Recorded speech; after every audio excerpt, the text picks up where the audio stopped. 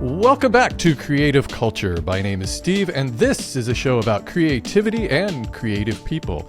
If you enjoy this podcast, please leave a 5-star rating on Spotify or Apple Podcasts or wherever else you might be listening to it. And if you're watching over on YouTube, please like this video and leave a comment. I'd love to hear from you. Elliott Fullam is a multi-talented artist. At the age of 9, Elliott began interviewing people for his YouTube channel, Little Punk People. Over the past 10 years, he has conducted in-person interviews with some of the biggest names in rock and metal: James Hetfield of Metallica, Tom Araya of Slayer, James Weinberg of Slipknot, Ice-T, Corpse Grinder, Ace Frehley, Rob Halford. The list goes on and on. In addition to chatting with musicians, Elliott is a singer, songwriter, musician himself who has released 2 of his own albums and will be touring in June with his dark, chill, dreamy music. I don't know if that's how you would describe it or not, but I kind of think that fits. And if all of that weren't enough, Elliott is an actor who was in one of my favorite horror movies ever, Terrifier 2, and will be reprising his role as Jonathan in the upcoming Terrifier 3, set for release this Christmas. I can't wait for that. Elliott, thanks for joining me on the show. How's it feel to be on the other side of an interview? It feels cool. I'm already loving it. I'm enjoying it. You don't have to hold your phone there as a mic, right? Actually, there's been a couple of times where I even messed that up. Like, I would hold it wrong. Like, one of the interviews years and years ago, I held it the other way, so the audio was all messed up. So how did that come about, using the phone to record? Was it just the simplest way to do it? Yeah, I mean, like, especially the earlier ones, like going to horror conventions, or like we'll be like in, I don't know, the green room while the opening band is like practicing their set and stuff.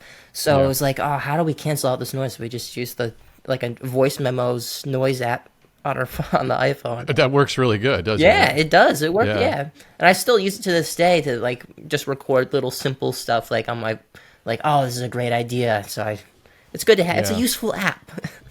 You're right. So wow, nine years old, and I'm sure everybody asks you, like, how in the world did you get started interviewing all these big shot celebrities?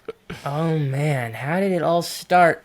Well, the funny thing is, when I was younger, I was a huge fan of just YouTube in general. So, like, I was watching like all the Minecraft YouTubers and video games and like all the basic 9-year-old kid stuff. So I wanted to do my own vlog style stuff because we were going to horror conventions and traveling. And my mom and dad suggested, well, we're at horror conventions, why don't you interview the actors you meet or the musicians that you meet and stuff. So it all stemmed from there, and it's been a very fun ride. There's a strong connection between horror and metal, isn't there? Yes, definitely.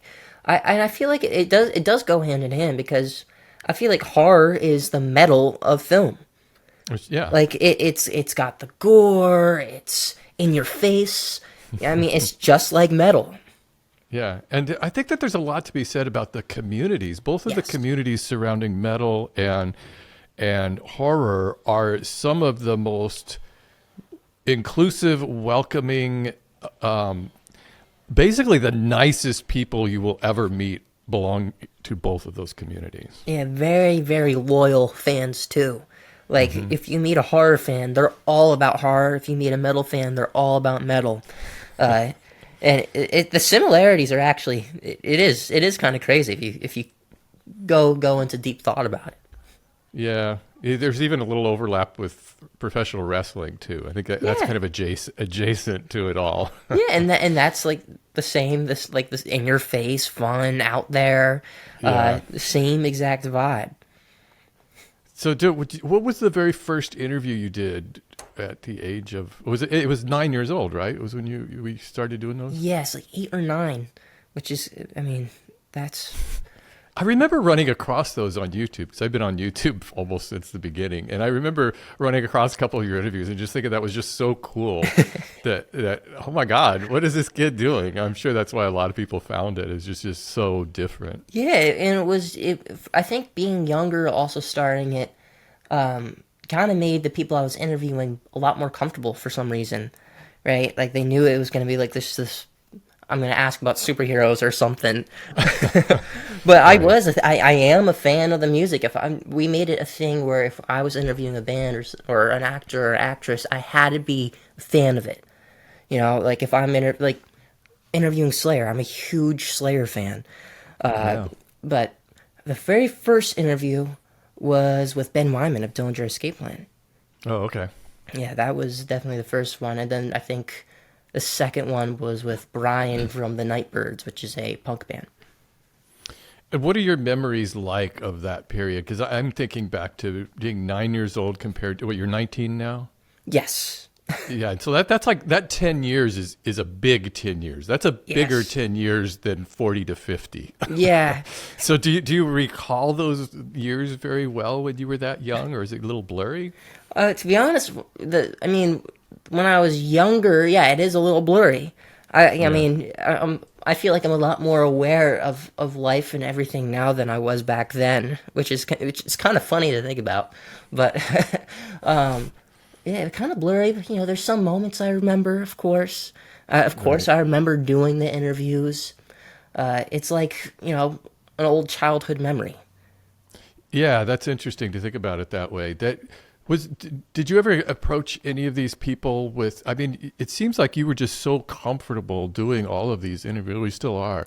Was there ever a point where, I mean, I guess at 9, did you even know like the scope of some of these people that you were talking to? No, I was just like, oh, I like the music. I didn't realize at all uh, the like the whole everything. It Yeah. was just I was like I like the music, you know, like oh I love that TV show or that as a young kid. It's just like that Yeah. type of. Of course, I was excited, and of course they were like important people to me. I'm like, oh my gosh, I'm meeting this person. Oh, I'm gonna be interviewing this person. But yeah, I definitely didn't realize or understand like how big Yeah. it all was. The context of it, Yeah, the like James context. Yeah. James Hetfield, had been playing music for like 40 years before you were even born, probably, and so it's like crazy to imagine that. I think for that one, I understood the context. Though Yeah, I'm that sure. one, I think that was one of the most nervous experiences of my entire life. Because Really. it was at MetLife Stadium. It was on Mother's Day. My mom was there. My dad was there. They put us in this waiting room, and they said, "Okay, James Hetfield's going to be here, and whenever we'll send him in." And I'm just like thinking, we're like in one of the many green rooms of MetLife Stadium, just sitting here, and at any moment, James Hetfield's gonna walk in, and through that Oh, door, like man. a metal god from a Yeah. band Metallica that I've been listening to since I can remember. And then there'd be like a worker that would walk in, just like like I don't know, like get something, and I'd be like, "Oh, James! James Hetfield!" But that nervousness is like. Yeah. But yeah, I, that was definitely a fun experience. And when he I think, walked in, it was like, oh my yeah, god, that is him. That's James Hetfield. it's bigger than life. Yes, yes, it Yeah. felt like I was meeting a metal god.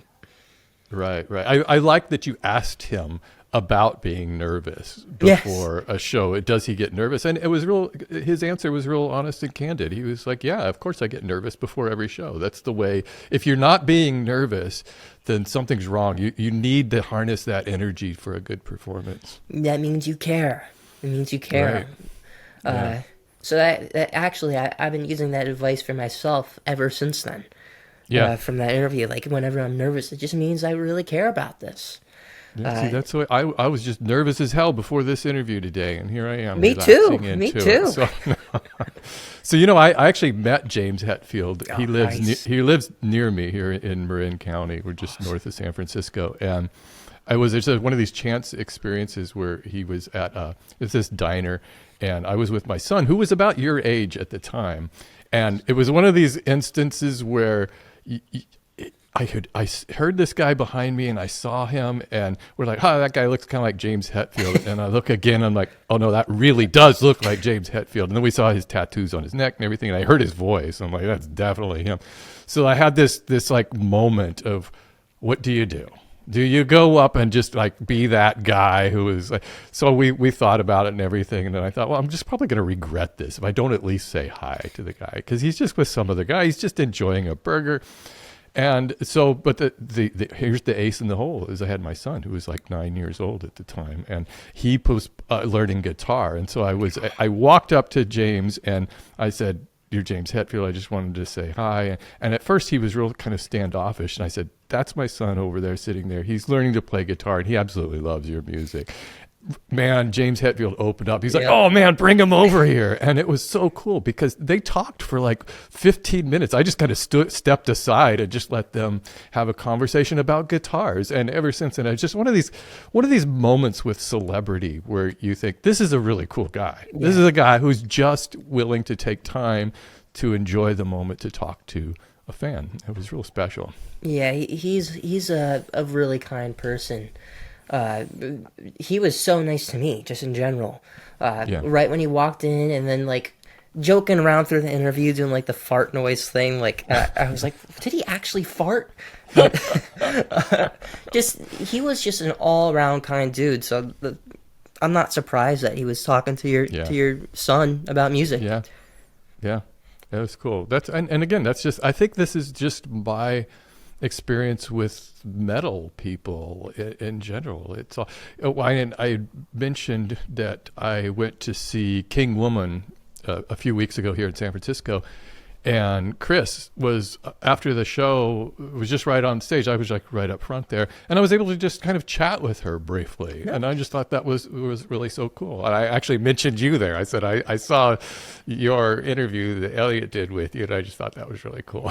Awesome, yeah. And she helped produce the new album. Yeah, she mentioned that to me, and I thought, oh, that is really cool. And that was what made me think, I got to get Elliot on the show. I got to talk to him about this. So everything just kind of connected in a way. But I just love the way everybody just, I don't know. It's just a really cool vibe among metal and horror people, definitely. Yes. And I'm all about it. I'm all about the vibes. Who are you listening to these days? Oh, man. I've been actually been on a huge indie and slowcore kick recently, which is kind of what my music is inspired by, like mostly. But of course, there's like metal elements in some songs, or like a lot of grunge. But recently, it's been a lot of like, oh man, especially since it's spring season. Slow Pulp I've been listening to. There's a new band called, you like Slow Pulp? I saw them, yeah. Oh, nice. They are so awesome. I want to see them live too. I bet they were incredible live. Yeah, they opened for someone. I forget who they opened for. Always, maybe? Man. And I can't remember. It was really cool. Yeah, they're great. There's a newer band called The Lost Days. I think they released their first album last year. I've been on a huge Lost Days kick. Belle and Sebastian, like a very springy music. It's poster back here of Always. Oh, nice. That's Slow Pope is on there. They opened for Always. Yes, Always is awesome. I actually haven't gone fully into their music yet, but from what I've heard, I'm a fan. But it's kind of dream pop. Yes, kind of dream music, pop. Yeah. I love me some dream pop. There's another band called Crumb that I've been listening to a lot lately. They're like dreamy pop, indie. It's like if Pink Floyd was mixed with slow pulp, basically. Yeah, I've been getting into kind of this droning doom metal. I mean, especially with like King Woman and that. But there's a lot of this adjacent music, and kind of what you were describing is I just saw last week Midwife, and I don't know if you're familiar with Midwife and some of these. Of them. They're individual musicians who, multi-instrument kind of things. But it's this slow, lo-fi, I don't know exactly how to describe it, but I'm really drawn to this sound right now. And I kind of hear that a lot in your music. Thank you. Yeah, there is. I mean, I might be called crazy for this, but I do think there is some similarities for like doom metal and slowcore. Almost, because it's slow, it's heavy. Slowcore it doesn't have any distortion or anything, but it's heavy and slow in its own way. Right. But thank you. Yeah, that's a great compliment. I have to check out Midwife, right? Midwife, yeah, it's a single person, and she just performs by herself, and she's got Awesome. the everything sounds very compressed and very it kind of reminds me of, you know, how the whole idea of black metal was to like strip everything down and have it really raw sounding, and it's like that except in a real more ethereal sound, and I'm just like really hooked on it right now. Nice. So Yeah, how's there seems to there's like almost a whole new wave of recording at home, and like yeah. it's not like intentionally, almost it's not like intentionally trying to sound like all these like lo-fi recordings, but it does because everyone has access with like the Focusrite interface or something like Right. that, or like mics. Like this laptop, I record all my music on, like for the new album and my first album, all recorded right here on this laptop. So you record everything right at home? Yes, yes. The End of Ways album I did do. It was kind of like a mixture. I did stuff in the studio, and then I used some of my demos that were from recorded at home. But What's Wrong, the whole What's Wrong album was recorded at home. The and my new album that I'm working on is recorded at home. Yeah, you just released a couple of singles just like last week, I think, Yes, wasn't it? yes. Yeah, love them. Thank you. I appreciate it. Yeah, those recorded at home, but I do get Yeah. them mastered by someone professionally. Their name is Alan Douches at West Side Music. So awesome. He's the coolest. I highly recommend him if you are a musician trying to find someone to master your songs. But you know, you're right. We have entered a new era of, I don't want to say DIY art because that kind of is it's ridiculous because it's all DIY, but of music and movies who are, because we've bypassed a lot of the distribution system that used to be in place, where you had a lot of this gatekeeping that went on in music and Yes. and movies too. And I just think it's cool right now that we're in this era where if you've got a DSLR camera, you can shoot a movie. Yes. And if you've got a laptop like you do, you can make music, and it's really good music, and then you can distribute. You can post it on YouTube, Yep. Spotify, wherever. It's incredible. Yeah, that's the one thing about like all digital media and that I will appreciate. I'm a physical person. I love like owning like records and stuff like that. But I mean, like I've discovered so many bands through Spotify. Like just an explore or whatever, or like TikTok or Instagram or something. I feel like it gives younger artists that might not have the money to, get a studio a chance. Yeah. A chance to be, to live off of their own music. And I think it's so important. And with films, like you're talking about, like if you have a camera, you could film a short film if you want, Yeah. like right outside in the woods somewhere. And as long as the story is good, right, and you can make it visually awesome through Adobe Premiere on your laptop or computer or whatever, it's really awesome.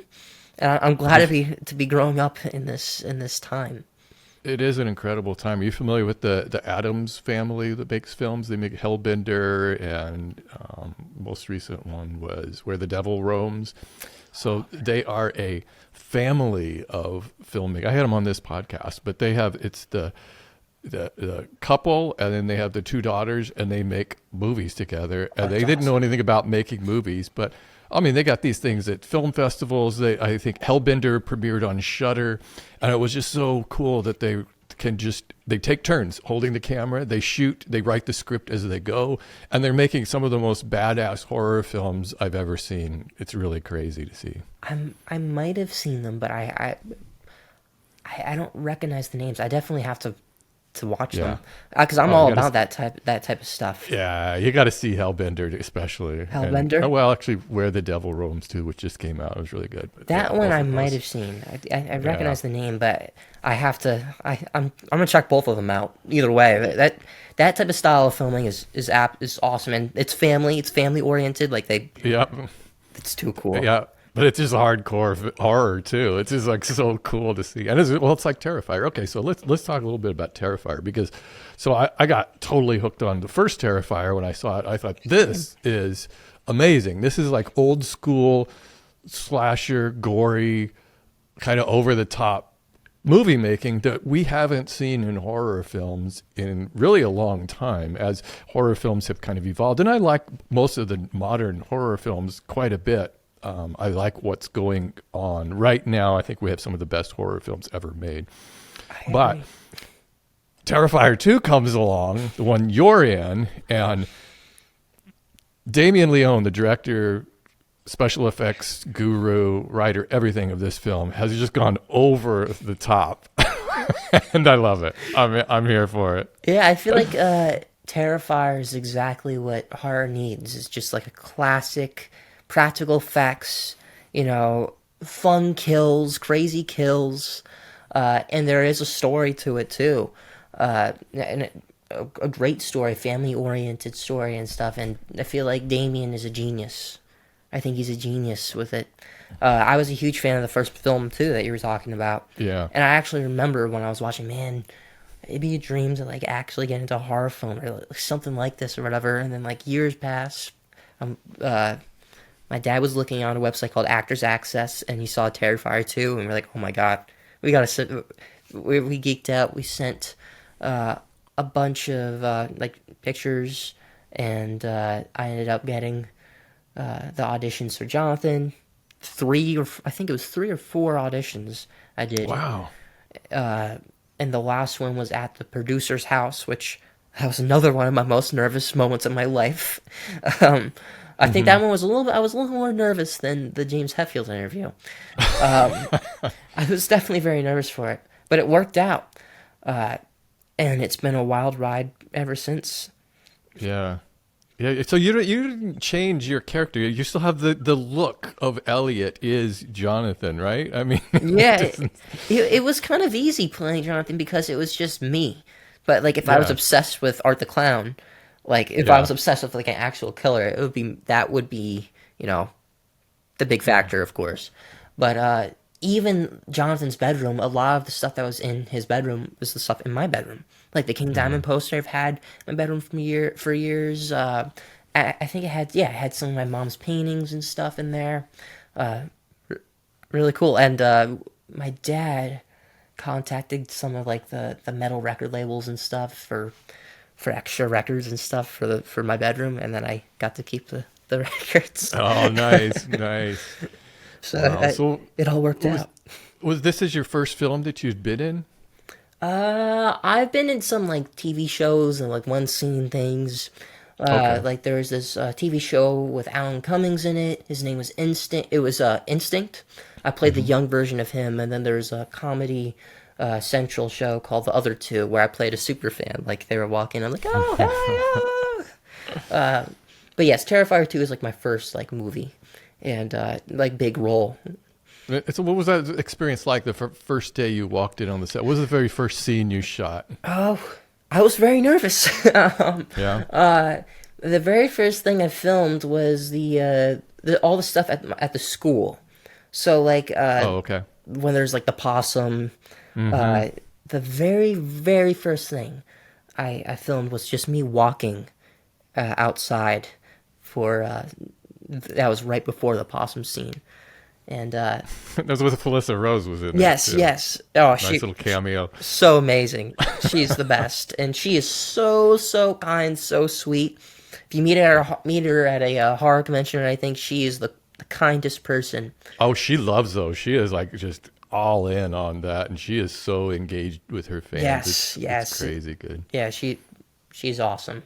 And I mean, Sleepaway Camp is a absolute classic, crazy horror film. And that one's very eerie too. That one freaks me out.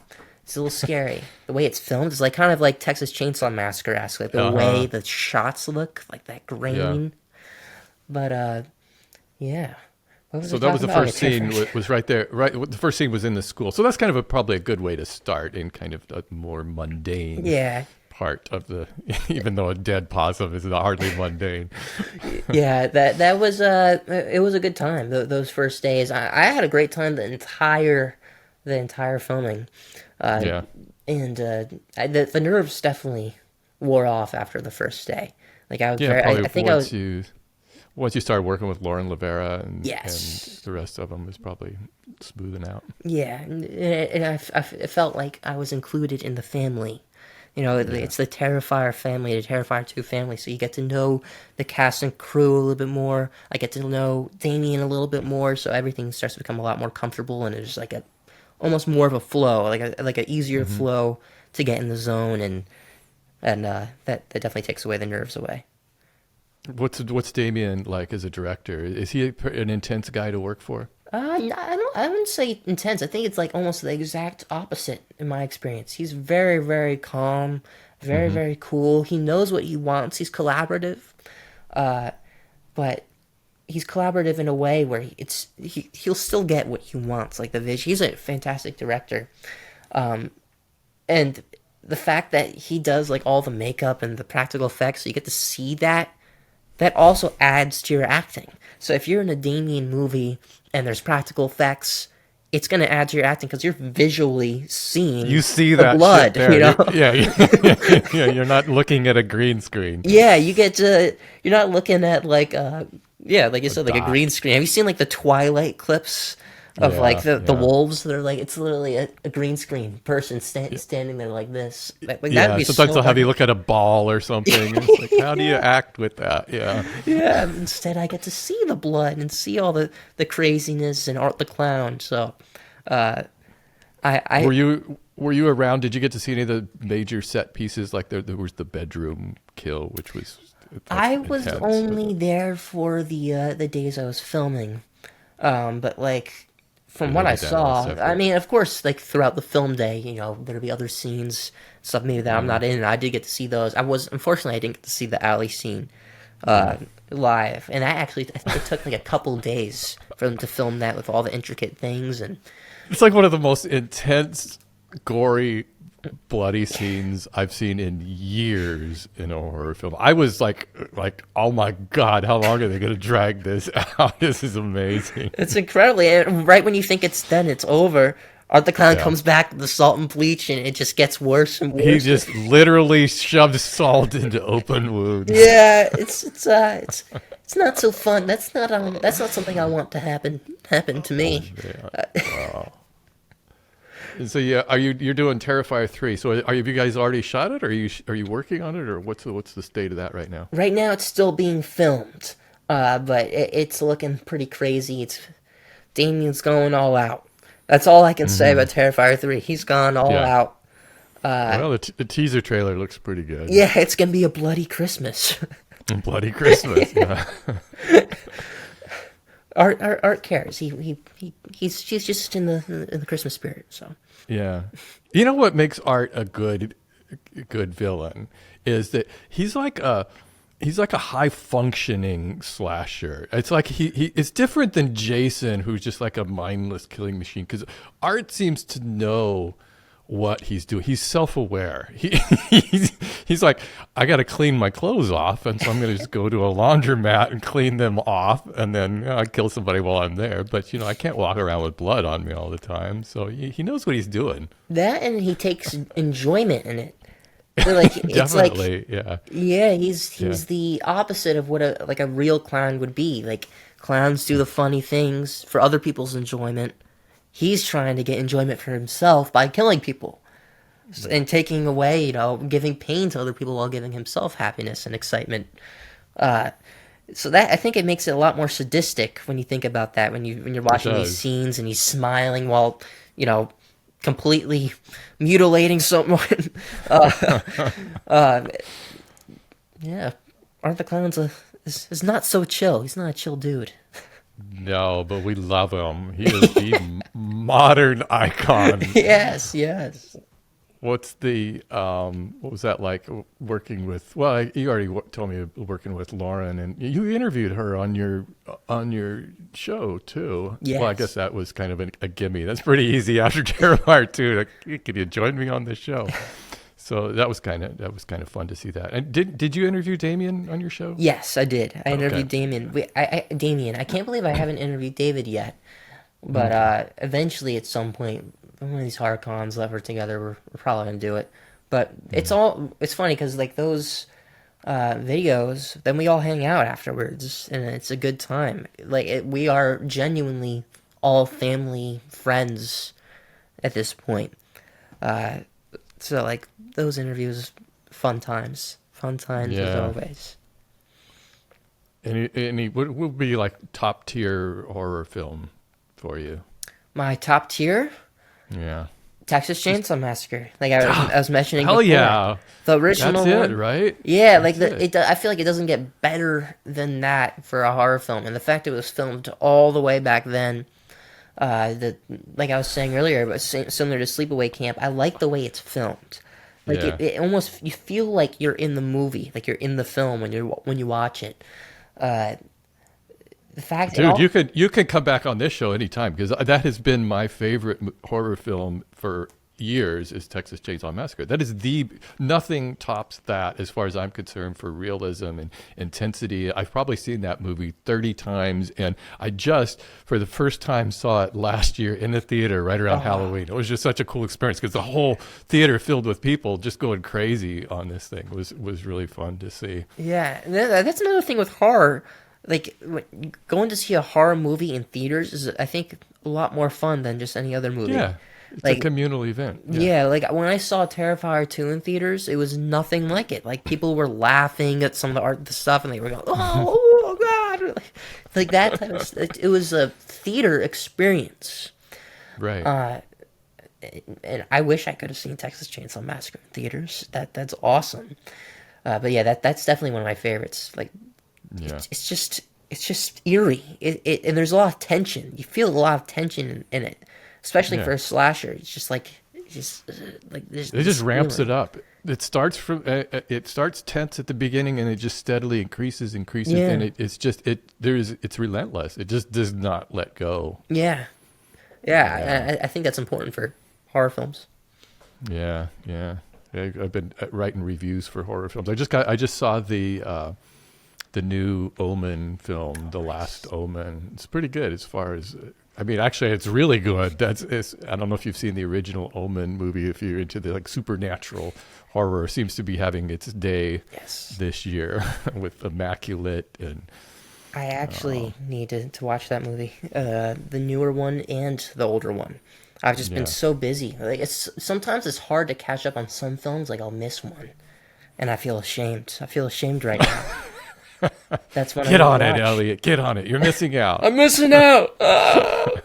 But I get very, very busy. So like, and then there's all these new horror films. Then I'm like, I want to watch the classic ones, but then there's the newer ones too, and I need to catch up. It's hard to pick and choose with horror. There's so much, and there's so much variety. It's another comparison with horror and metal is that there's just so many subgenres of Yes. both. Like Yeah. horror, it has all these different subgenres, but metal, wow, there's really no type of music that has as many. There's like pirate metal. You know, Yeah, yeah. I mean, it's crazy. There's every kind of metal you can imagine, and people are very much into certain types. But I think most people enjoy all metal, but they really like to focus on one. Yeah. Oh man, I'm trying to think of my favorite metal genre in general. I think probably I'll just go something classic like thrash. Like thrash and Yeah, just heavy metal are probably my favorites. But then I think death metal is very close to them too. But yeah, all the different subgenres and stuff. yeah, Eh, yeah. I That saw that's a good comparison. Like, again with horror and metal. definitely. I saw Cannibal Corpse last year in Yes. concert. That was a good show. Those guys are So good live. also. It's another guy, Corpse Grinder. I'll bet you.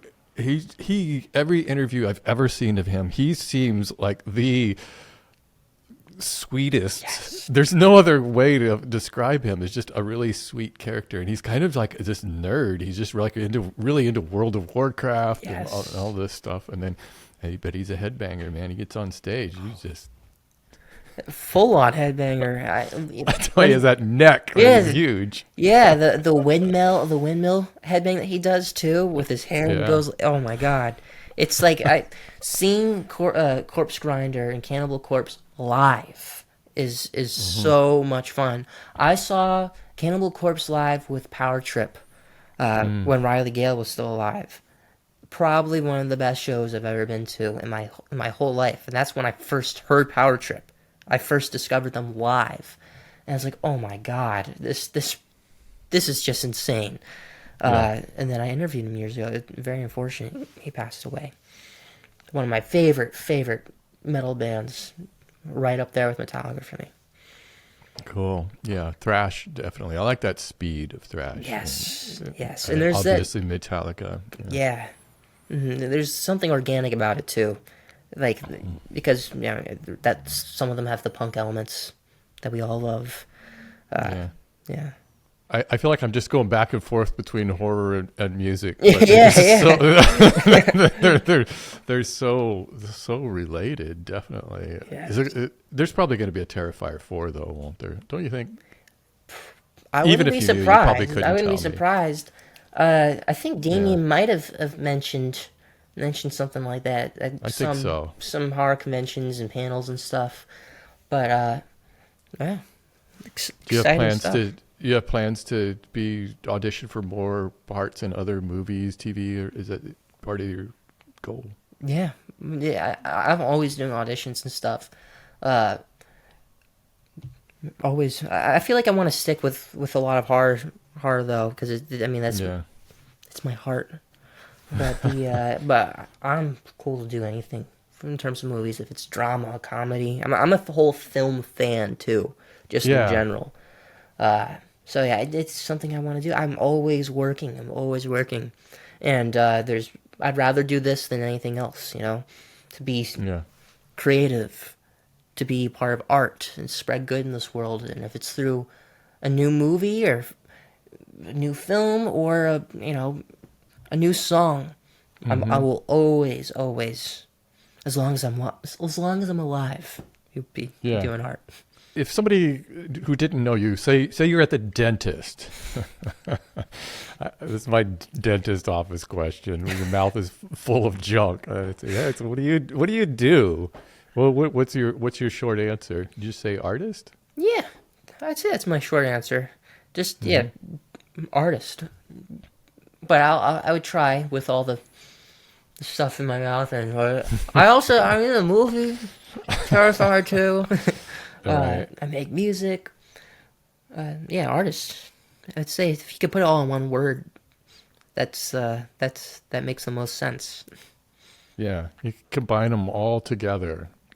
One of these days, you'll probably be making your own music, or your own movies, and composing the music. Oh yeah, that's definitely a goal. That's a goal for me, and that's why I'm really interested in. I can't talk. That's why I'm really interested in you're talking about the Addams Family. They were called. Yeah. Because that's how I would probably film short films and get started. Very family oriented and stuff. But I would make the music. I would want to make the soundtrack and make it really eerie sounding. I just got not too long ago a keyboard, a synthesizer, and I've been messing around with sounds and stuff. I'm like, man, this would sound so good if it was in a horror movie or something. Yeah. I eventually, I don't know how soon or when, but I do want to make a short film, for sure. Make it and post it on YouTube. You've got instant distribution. Yes. Well, a lot of these YouTubers now are making feature films, and so it's kind of crazy. Raka is doing that. They did, I was just about to mention that right when you said that. Raka popped in my mind. I remember watching their Nerf battles when I was a young kid. And I loved them. I'm like, wow, this is awesome stuff. And then when I heard that they were the ones that it's Talk to Me, right? That's the one they made. Yeah. When I heard that they made that film, I'm like, oh my gosh, that's incredible. And and then I saw them promoting it. I'm like, that's Raka, and they made a horror film. It's amazing, and they got picked up by A24. Yes, I mean, which is just mind-boggling. Yeah, I mean, with a lot of hard work and consistency, you could build yourself up to that level if you're doing it. And that's how they started, just doing fun skits, like Harry Potter versus Master Chief from Halo or something. And they went all the way up to Talk to Me. That's crazy. Yeah. Yeah, they're going to be making another one too. I think they've already gotten greenlit for the next next movie. So it's like really cool to see YouTubers making it big, and yet they're Yes. still doing their thing. Yeah, and Markiplier is making a horror Yeah, movie. I forget exactly what it's called, but yeah, it is. There is a wave of YouTubers yeah. realizing I can do Uh, this. Chris Stuckman, movie reviewer, he's also made Oh, a movie. Hasn't been released yet, but he talks about it on his channel nice. from time to time. But what inspires you when you write your songs? When you is there a common thread running through those? Mostly just general life, like just living.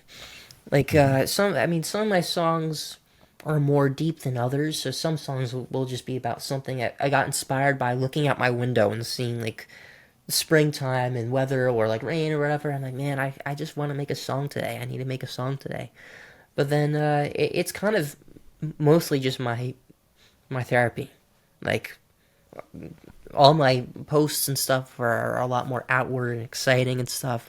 Music is like if I'm feeling down, I can make a song, you know? And if it helps people get through whatever they're going through, that's even better. Uh, so yeah, and then I mean, most of the End of Ways album is actually inspired from what my girlfriend has been going through. Uh, we saved her from an abusive household, and a lot of it was about that. And a lot of the album is dedicated to her. And that's her on the cover. And What's Wrong was just basically me at age 16, 17, being a lonely, wishing I had a girlfriend, wishing I had a girlfriend, wishing I had someone to talk to. I was homeschooled at the time, so I didn't have as many friends, and I lost a lot of friends through the years because I became homeschooled. So it's almost like I'm kind of just going with the flow, just Yeah. living life, and if I feel like I need to make a song about something, I'll make it. You know, What instruments do you play? Do you play everything? I play guitar and some little bits of keyboards. Like if you hear Well, an you got that new organ that keyboard now. Yeah. yeah, if you hear like an organ that plays two notes throughout the entire song, that's probably me. Yeah. But my friend, the drums are all except for the End of Ways album, because we were in the studio, we got an actual drummer. He was really talented, and the strings on End of Ways album were real strings for the most part. But the What's Wrong album, Drum Machine, all of it was like MIDI keyboards and stuff. And End of Ways, I was just gonna say Jeremy Bennett is my pianist for a lot of the songs now. He's fantastic. Super super talented, and I met him because he did a cover of one of my songs. He did like a piano Oh, version nice. of one of my songs. Like, oh my god, this is incredible! And he It's a ended up. quite an honor when somebody covers your song. Huh? Yes, it's the coolest. It's actually mind-boggling to me because I mean, I don't learn as many covers, but when I do, it's for an artist that I appreciate, and the fact that if anyone wants to learn my song, really my song, that's awesome. Wow, that's amazing. And that's your girlfriend's also an artist. Yes. Is that one of her paintings behind you? This is my mom's painting. Okay. My mom is also an artist too. We're very artist Yeah. big family. But yes, Josie does do art and does paintings. She's been starting at it, and she's been getting better and better and better. And that's kind of her therapy since living here, as she's been healing through everything. I think I think she's painting in the other room right now, as we're doing this interview. But yeah, she's been doing painting. Also, like I mentioned, my mom has been doing paintings for years and years and years. And if any of you that are listening are interested in the art or anything, littlepunkpeople.net. That's where you can Yeah. find it. Yeah, I've seen that for sale on there. That looks great. Yeah, thank you. Yeah, I'm very very proud of Josie, and of course my mom. My mom's been a big source of me wanting to do art and being to work hard because I always see her painting, and she loves it. It's her life. So I mean, it just to see that, to visually see that from a parent, like, man, makes me want to make a new song right now. You know, I should get into my room, get on the laptop, make a new song right now. Why not, right? Are you looking forward to this tour you got coming up? Oh, You've performed live before, or is this new? I have performed live before. I performed at I've done a couple shows, but yeah, this is my first tour. This is my longest anything for playing consistent shows, and I'm so excited for it. Do you have a band, or is it just It's you? gonna be solo. It's gonna be solo Okay. first, but eventually, as I develop more of a tour audience and stuff, I do plan at some point in the future maybe to incorporate like an extra guitarist, a drummer, or something. Because like some of the songs do have like electric guitar, but yeah, this is gonna be all acoustic, which I did one like official show at the Mercury Lounge, and I'm gonna be playing there again, and it was probably one of the best moments of my entire life. So I'm so excited to go on tour. Yeah. Yes. You harness that nervous energy like James Hetfield. Yeah, Right? you know the weird thing is I am kind of confident when it comes to playing shows. I don't know Really? why. And it's not that I don't care. It's just I think I might over prepare for them. Yeah. So it kind of like puts the nerves away. My very first show was the most nervous I was. And I'll probably be very nervous for my first show of this tour, and I think it'll get easier and easier. But yeah, my very first show was the most nervous, and then after the first song, once I did good, I'm like, yeah, I should be fine. Maybe I'm fine. Maybe I'll be good. And then ever since then, it's been a lot easier. But I feel like it's a lot like playing solo. I feel like the nerves should be less, because if I mess up a note or something, I'm not letting anyone down but myself.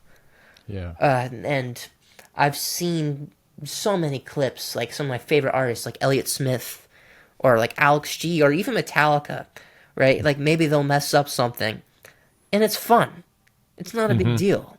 People laugh, and it actually becomes a moment where people are like, oh, I love that. That makes me like the artist even more. So ever since I've had that, like going into playing shows, I've just felt a lot more comfortable, and I've actually been making less mistakes now that I'm not worried about making mistakes. Right. It's just because, like, I feel like if you're thinking, I'm going to make a mistake, I'm going to make a mistake, I'm going to mess up, then you actually might. But then if you're not even thinking about it, if I'm just thinking about playing the song, it just comes out more naturally. It's weird. I can't explain it. I can't explain it perfectly. I like that. I've been reading David Byrne's book, He's awesome. How Music Works. It is an amazing book, and he talks a little bit about that. How people, they don't go to a live performance to hear what it sounded like on the recording. Yeah. We could stay at home if we want to listen to that. We want to experience something that is only going to be in this one moment, flaws and all, and just let them happen and be in that moment. I think that's beautiful. Yeah, and I mean, like Talking Heads, seeing Talking Heads live opposed to listening to their music, it's a completely different experience. I mean, the way he dances, like that, you don't hear that. Maybe you could after seeing it, but you can't get that exact experience unless you're at the show. You physically see him doing those fun dances and stuff. Yeah. So I see that complete point too. Yeah, it is definitely a different experience. And on this tour, some songs that are gonna be electric guitar, like that were electric guitar in the recordings, you're gonna get them as acoustic, and it's gonna sound a little bit different. But yeah, and that makes me feel a little bit more comfortable too about this upcoming show. Yeah, and so you're doing the East Coast, which is very much a disappointment for me, because you've got to make it. You got to make it out here to the West Coast. Yeah, I want to. I really want to. But like I've been saying, I've just been building myself up. I do want to play West Coast shows for sure, and I do know I have a lot of fans on the West Coast and in between. I feel like I just need to play shows. Like, that's the Just bottom play line. shows, yeah. Yeah, Come I out need to a San tour. Francisco. Plenty of clubs in San Francisco would love to have you. Hey, one day I will make it. I will make it. I'll be there. All right, I'll see you there. Sounds like a plan. That's gonna be it'll be fantastic. By then you'll be some big shot, you'll be playing in some big huge arena or something. No way. I actually hope I can play smaller venues as much as possible. Like that. Yeah. That's what I want. I don't know if my music would sound that exciting if Yeah, I was at a. it's not a good experience. I am at the stage where I don't really even like to see big shows Yeah. anymore. I really prefer a much more intimate experience when I go Yes. to see bands play. That's why I think I'm always attracted to the indie music scene Yes. with like Always and some Mm-hmm. of these other bands, the Beths. I got really into the Beths Okay. recently, and um, just because they still are they're just keeping it real, playing the music. You're not going to get that Taylor Swift experience, but in my estimation, you get to hear the music a lot better. Yeah, you get to hear the music a lot better, but also it feels like you're more a part of the community, and Oh the yeah, and the energy. Like you're right next to a fan that feels the same exact way that you do about this music, and you might even meet some people and hang out. Might make hmm a couple of friends that you wouldn't. I feel like it's a lot harder to do that, to have that same experience at like a, like you were saying, like a Taylor Swift show or right. something.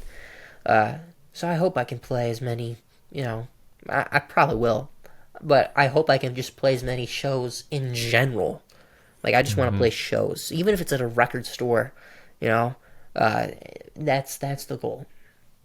What's that feeling like for you when you're playing a show, when you're on stage, and that people are just watching?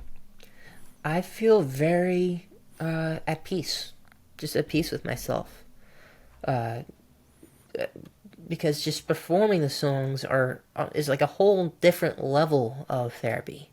Like I was hmm saying, like playing, like writing the songs and stuff. Now I can just enjoy them, and just sit down, and then if I can look out and like there's actually other people that enjoy them too. Uh, it's definitely a therapy, and I uh, do like to hang out and meet people and get to know people in person. Like to Yeah, me, like these are the people that listen to my music, and they're all wonderful people, and I get to hang out with them as well. They're part of my family. yeah. They're my friends. It's the closest thing I have to friends. I don't have many friends. I'm just basically I don't. I've been getting better. I've been making some more friends through Yeah, horror conventions and shows and stuff. Uh, so it's like a getaway. It is a getaway. yeah. I think these small concerts. It's a shared experience between the performer and the audience, and I think that there's so much of a connection there. And well, it's just like this midwife show I went to. The opening act was Viva Melancholia, and she performs kind of similar type music, and they tour together and everything. But she's like right out there in the audience before the show, and just talking to her, and it's just so cool to have that level of interaction with musician and audience. Yes, I agree. And I couldn't. You explained it way better than me. I couldn't. I can't. I can't. I can't explain it better than you just did. Yeah. There's that connection. You got any shows you're going to go see this year? You have anything planned? Oh man, there's plenty of shows that I want to see, and then I eventually miss them because I scheduling and stuff. Like I'm very like I have. It has to be like very the day of or something. Like Right. okay, we can go to this show. We don't have anything to do, but oh man, there's some bands that I want to catch. So there's Loving is a huge hmm slow pulp, like you said. Uh, Duster, I saw Duster live last year. They were fantastic. Alex G, eventually I want to see live. His experience is definitely a live experience. You're not gonna get that experience from listening He to his did music. the music for a movie too. Yes. Uh, what is it called? The Oh man. we're all going to the World's Fair, Yes. Yes. which was and that was I love that movie because it had just such a weird vibe, and it had just like this kind of slow plodding pace that I really enjoyed a lot. I think a lot of people didn't like it, but That's his on my music was list. cool. That movie because I'm just a Alex G fan, so I wanna Yeah. I wanna watch it and just in general. But the yeah the is there I'm trying to think. I'm gonna be going to a lot more punk shows too, because a new friend that I made mentioned like, oh, he knows he's more with like the underground scene and everything, and like the local scene. So I'm gonna be going to a lot more punk shows, which I'm excited for. But yeah, there's this. There was a tour with Faye Webster and Julie, which I really wanted to go to, but I think I missed it. But they're both of those bands. I just want to see Julie at some point. They're like shoegaze, post-punk, like Sonic Youth vibes. They're one of my favorites, current bands right now. Yeah. It sounds like you're kind of into that right now. That kind of more stripped down indie dream type music, huh? Yeah, anything that sounds like the '90s, I'm into right now. Basically, anything Really? that has a hint of grunge or any '90s alternative or anything like Radiohead's. Like, I have a tattoo. No, Radiohead's one of my nice. favorite bands of all time. Elliott Smith, I have a tattoo. '90s, I'm all about the '90s right now. Wow. Yeah, I saw Radiohead in concert years ago. Actually, Radiohead, when I saw them, they opened for Bjork. Oh, So it was a cool show. that's definitely a show I wish I could have seen. But I Yeah. did get to see Radiohead live. I saw them live for the Moon Shaped Pool tour. Yeah. I think it was in 2016. I have the tour poster over there. Unfortunately, you can't see it. But Wow. it was at Madison Square Garden. One of the best shows I've ever seen. Another band. It's a live experience. The way Tom York moves and he gets into the songs, it's... Oh my... And he's doing movie stuff now too. Tom York. He did the music for Suspiria, I own it on remake. vinyl. It's amazing. It's isn't amazing. It? I love it. He's I feel like if I could have a dream to like make a film and have anybody do the soundtrack that wasn't me, it'd be Tom York. If I could somehow, but just so I can have more Tom York music. Yeah, right. I need to hear more and more and more. And Smile just released a new album.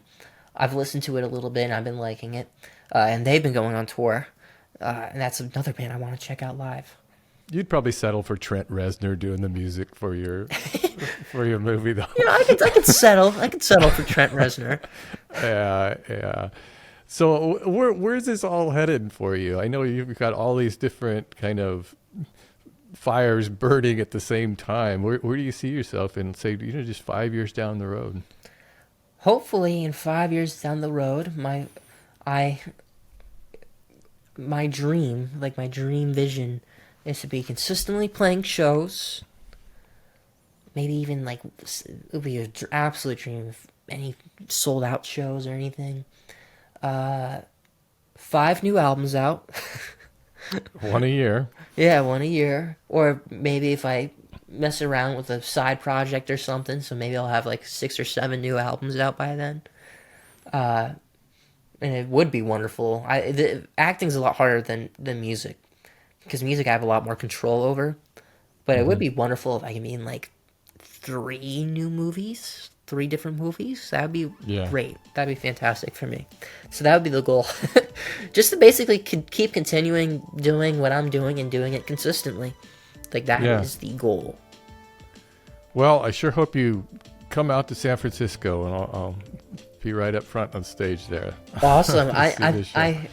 That's another part of my dream. I hope I will make it in San Francisco within the next 5 years. I probably will. But definitely want to play as many shows as possible. Excellent. Well, Elliot, it was great having you on the show. Thank you so much for joining me.